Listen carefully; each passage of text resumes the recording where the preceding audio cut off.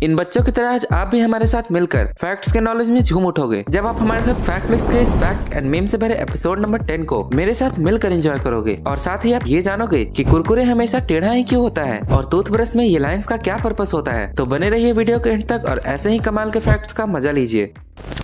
आप जरा ये देखो, ये फुटेज एक कैमलियन की है जो किस तरह अलग अलग पेंसिल कलर्स पर अपना कलर चेंज करके अपने इस कलर चेंज वाले एबिलिटी को दिखा रही है।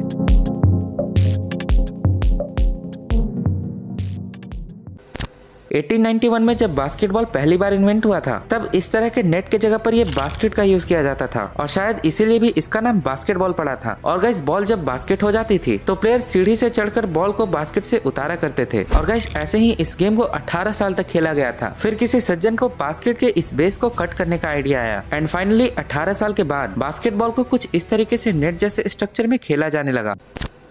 यारो आपको क्या लगता है कि जीनियस बचपन से ही पैदा होते हैं या फिर उन्हें बनाया भी जा सकता है? तो इसी बात पर रिसर्च करने के लिए लैज़लो पोलगर ने एक एक्सपेरिमेंट ट्राई करने का सोचा, क्योंकि उनके अकॉर्डिंग किसी भी हेल्दी बच्चे को प्रॉपर डाइट एंड ट्रेनिंग से जीनियस बनाया जा सकता है। और उन्होंने ये एक्सपेरिमेंट अपने ही 3 बच्चों पर किया, जिसके लिए उन्होंने चेस का फील्ड सेलेक्ट किया। गाइस उन्होंने अपने तीनों बच्चों का स्कूलिंग घर पर ही अरेंज करवाया, लेकिन उनका मेन फोकस चेस पर ही था। यकीन मानो गाइस, एक्सपेरिमेंट के रिजल्ट को जानने के बाद आप भी मेरी तरह शॉक्ड हो जाओगे। उनकी सबसे कम सक्सेसफुल बेटी बनी वर्ल्ड की 6th best player in the world, सबसे बड़ी बेटी बनी चेस में वर्ल्ड चैंपियन और उनकी सबसे छोटी बेटी वर्ल्ड चैंपियन के साथ साथ best women chess player of all time भी बनी। लैज़लो पोलगर ने तो अपने बच्चों को एक्सपेरिमेंट करके जीनियस बनाया, लेकिन हमारे भारत के बच्चे तो बचपन से ही जीनियस होते हैं। पढ़े लिखे नहीं है, बिहारी है, हिंदी खाई जाते हैं, इंग्लिश नहीं। तो अंग्रेजी फिर एग्जाम है अंग्रेजी का, कैसे दोगे अंग्रेजी का एग्जाम? दोनों बंद करेंगे, कलम से रगड़ देंगे।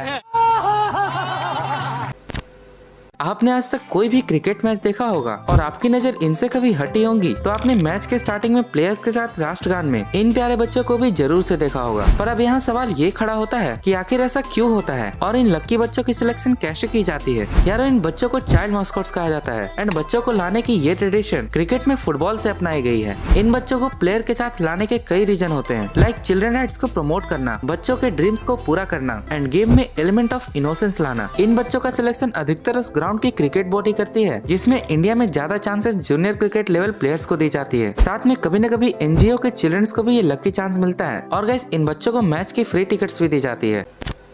अब भाई आज तक आप कुरकुरे खाने के बाद बस चटकारे ही मारे होंगे, लेकिन गाइस क्या आपने कभी ये ऑब्जर्व किया है कि ये कुरकुरे हमेशा टेढ़ा ही क्यों होता है? तो भाई लोग चलो आज इसके पीछे के रीजन को भी जान ही लेते हैं। दरअसल कुरकुरे का ये टेढ़ा सिर्फ कोई मैन्युफैक्चरिंग डिफेक्ट नहीं है, बल्कि कुरकुरे वालों ने जानबूझकर इसका अनयूजुअल शेप दिया है। दरअसल कुरकुरे वालों को अपने कॉम्पिटिटर्स लाइक फ्रेंच फ्राइज जैसे स्नैक्स के कंपनी से अपना एक अलग ब्रांड बनाना था। और हाँ, इसका ये शेप इसको चटाकेदार एंड क्रिस्पी लुक भी प्रोवाइड करता है। क्या आपको पता है कि टेक्नोलॉजी में इतने आगे निकलने के बावजूद भी जापानीज वेबसाइट्स आज भी इस तरह के ओल्ड फैशनेबल ही दिखते हैं? आज जहां पूरी दुनिया new minimal and modern website की डिजाइन बनाती है ताकि लोग उसे स्मार्टफोन में इजिली सर्फ कर पाए, वहीं जापान में आज भी बल्कि एंड टेक्स्ट से भरे ऐसे वेबसाइट्स प्रेजेंट है। और इसके पीछे का जो मेन रीजन है ना, उससे जापानीज लोगों के प्रति आपकी इज्जत और भी बढ़ने वाली है। दरअसल आज जहाँ वेस्टर्न कल्चर की तरह चीजों को समझते और बस खरीद लेते हैं, वहीं जापानीज लोगों को यह बिल्कुल पसंद नहीं है। जापानीज पीपल चीजों के लुक से ज्यादा उसके फीचर से इम्प्रेस होते हैं और इसलिए उनके डिमांड प्रोडक्ट्स की एक्यूरेट डिटेल्स होती है। अब वेबसाइट्स में इन्हीं टेक्स्ट एंड अदर डिटेल्स को डालने की वजह से उनकी वेबसाइट्स ओल्ड फैशन एंड बल्कि नजर आती है। यारो क्या आपको पता है कि आप जब मुस्कुराते हो, मुस्कुराते हो, तो आप अपनी टंग को फील ही नहीं कर सकते हो। ट्राई करो। अरे वाह यार, कितने प्यारे लग रहे हो हंसते हुए। ऐसे ही हंसते रहा करो। ओके, कुछ ज्यादा ही प्रवचन हो गया। बढ़ते हैं नेक्स्ट रियल फैक्ट की तरफ। यारो आज मैं आपसे एक रिडल पूछता हूँ, अगर आपको इसका आंसर पता हो तो आप कमेंट करके जरूर बताना, और अगर नहीं पता हो तो कोई बात नहीं, वीडियो में आगे तो पता चल ही जाएगा। तो रिडल है, कटोरे पे कटोरा, बेटा बाप से भी गोरा। जल्दी कमेंट करो, आंसर क्या है? यारो इस मजेदार रिडल का आंसर नारियल है, क्योंकि नारियल ही एक ऐसा फल है जिसे फोड़ने के बाद इस तरह के 2 कटोरे निकलते हैं। लेकिन गाइस इतना तो आपने भी एक्सपीरियंस किया होगा कि नारियल को उसके शेल से निकालना बहुत ही ज्यादा मुश्किल काम होता है और इस काम को सिर्फ कुछ एक्सपर्ट लोग ही कर पाते हैं। गाइस अगर आपको नारियल को उसके शेल से इजिली निकालना है तो आपको सिंपली उसे कुछ इस तरीके से गर्म करना है और गर्म करने के बाद उसे पानी में डाल देना है, जिसके बाद इसका जो खाने वाला पार्ट है ना, वो इस हार्ड जैसे स्ट्रक्चर को छोड़ देगी और आप नारियल को इजिली एंजॉय भी कर पाओगे। ये तो फिर भी प्रो लेवल की ट्रिक थी, लेकिन लेकिन प्रो मैक्स लेवल की ट्रिक तो ये है।